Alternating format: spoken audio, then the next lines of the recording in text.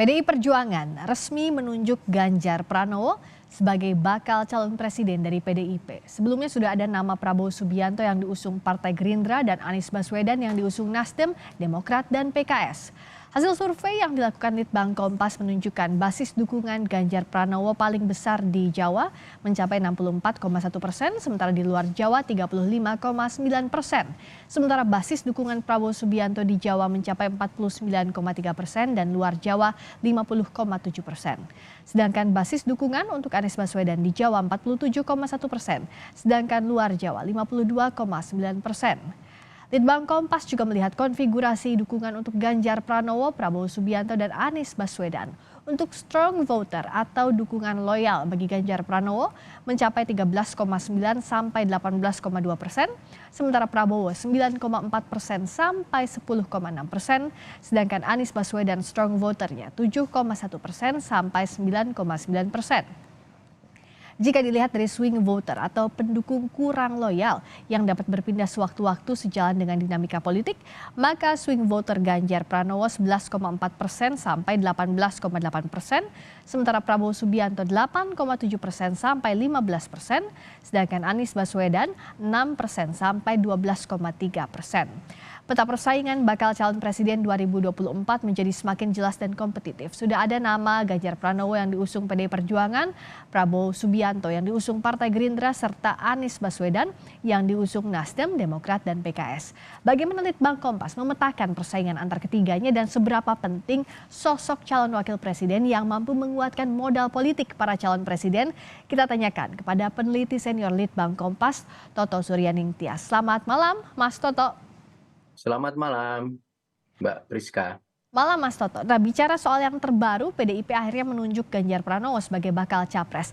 Apakah ini berpengaruh besar terhadap peta koalisi Pilpres?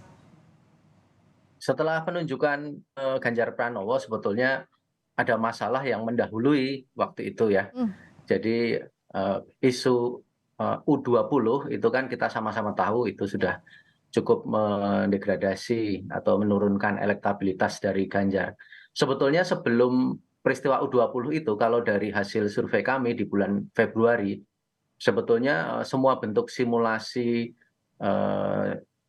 capres itu Ganjar sudah unggul, mau 10 nama, 5 nama, 3 nama, bahkan 2 nama sekalipun, itu Ganjar sudah unggul jauh. Unggul jauh ini artinya sudah di atas 2 kali margin error dari baik Prabowo maupun Anies. Tapi memang setelah U20 itu sama-sama kita tahu dari beberapa lembaga survei bahwa elektabilitas Ganjar Pranowo ini menurun, dan penurunan ini signifikan sehingga lalu sekarang elektabilitasnya kurang lebih diperkirakan itu setara dengan elektabilitasnya Prabowo.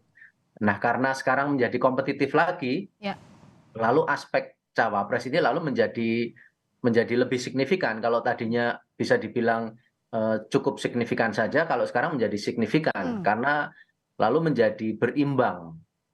Itu kira-kira. Nah, cawapres menentukan. Sebelum cawapres, apakah koalisi dulu yang mendahului itu, Mas Toto, sebagai variabel penentu?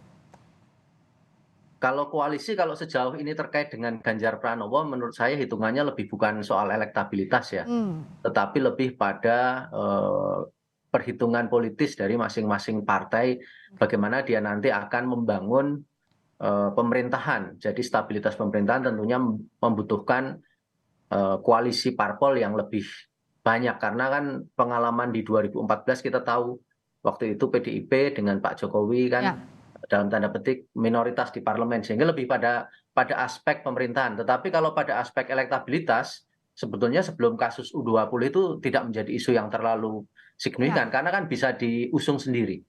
Ya, karena sekarang Mas Toto tadi bilang bahwa cawapres ini jadi faktor penentu, bukan cukup menentukan tapi sangat menentukan. Nah, apa yang paling harus ditimbang betul oleh masing-masing pasangan atau untuk masing-masing bakal capres untuk memilih sosok cawapres ini? Apakah dari elektabilitasnya secara pribadi atau elektabilitas plus partai mana yang berada di belakang bakal cawapres ini, Mas Toto? Sebentar, mungkin signifikan itu bukan berarti sangat menentukan. Oke, jadi signifikan ya, bukan signifikan sangat saja, menentukan. supaya kita tidak juga terlalu ini ya. mengexaggerated, jadi terlalu melebih-lebihkan juga. Jadi persoalannya karena elektoral dari Ganjar dan Prabowo itu lalu menjadi lebih kompetitif. Sementara pada sisi yang lain Anies Baswedan itu juga naik sehingga tiga-tiganya lalu menjadi lebih kompetitif Ya. setelah kasus isu U20. Tetapi kan ini sudah lalu ada pencalonan secara resmi oleh PDI. Nah, setelah pencalonan ini apakah akan naik mengembalikan elektabilitas yang tinggi seperti sebelum isu U20 atau seberapa tingginya kan kita masih menunggu. Ah, Nah, kalau misalnya nanti elektabilitasnya memang meningkat seperti sebelum Piala U20, maka lalu soal cawapres ini lalu signifikansinya juga otomatis berkurang. Tetapi kalau kondisinya kurang lebih sama kompetitifnya seperti hari ini, lalu memang cawapres ini memang signifikan sekali untuk membantu total elektabilitas dari pasangan capres-cawapres.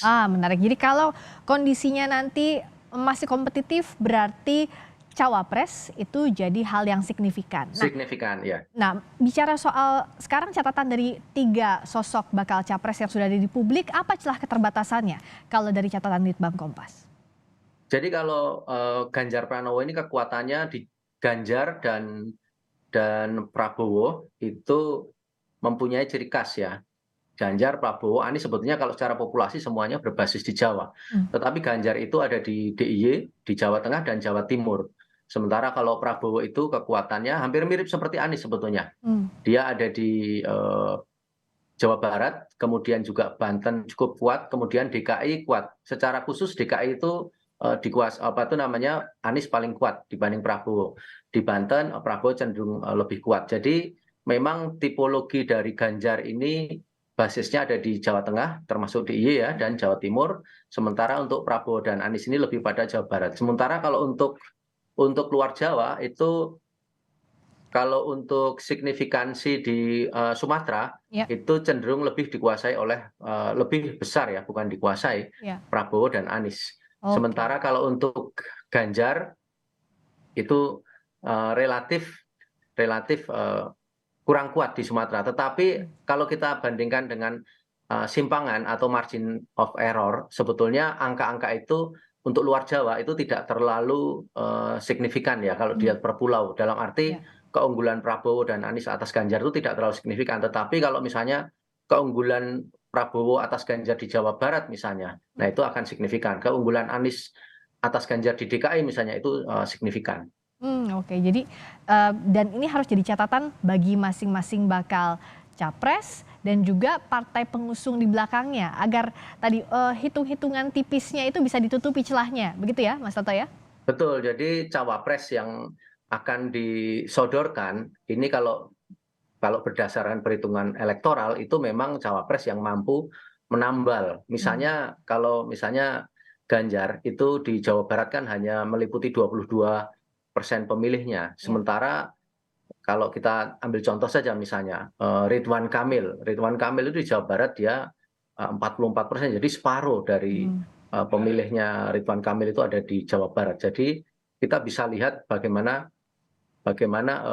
memang bisa ditambal dalam tanda petik ya, bisa komplementer kekurangan dari pemilih Ganjar di Jawa Barat dan juga di Banten. Akan tetapi kan pemilih bukan hanya di Jawa, ada juga yang di Sumatera dan luar Jawa yang lain. Jadi itu juga harus menjadi perhitungan. Prabowo lebih kuat di Sumatera dan terutama di Sulawesi, meskipun tidak terlalu signifikan dibandingkan dengan Ganjar misalnya. Jadi aspek-aspek yang bersifat komplementer terhadap kekurangan masing-masing capres itu memang secara elektoral semestinya ditambal oleh cawapres. Akan tetapi kalau itu hanya menambal yang ada di Jawa saja, tentunya juga masih kurang. Jadi memang harus dicermati lagi, misalnya Ridwan Kamil mempunyai keunggulan di Jawa Barat. Tetapi misalnya Sandi Uno di luar Jawa, di Ya. bagian Sumatera dan di Sulawesi, seperti apa itu harus dicermati kembali. Nih, PR beratnya untuk nanti menentukan siapa bakal cawapres dari masing-masing bakal capres yang akan berkontestasi. Terima kasih Mas Toto Suryaning Tias, Terima kasih. peneliti senior Litbang Kompas telah bergabung di Sapa Indonesia Malam.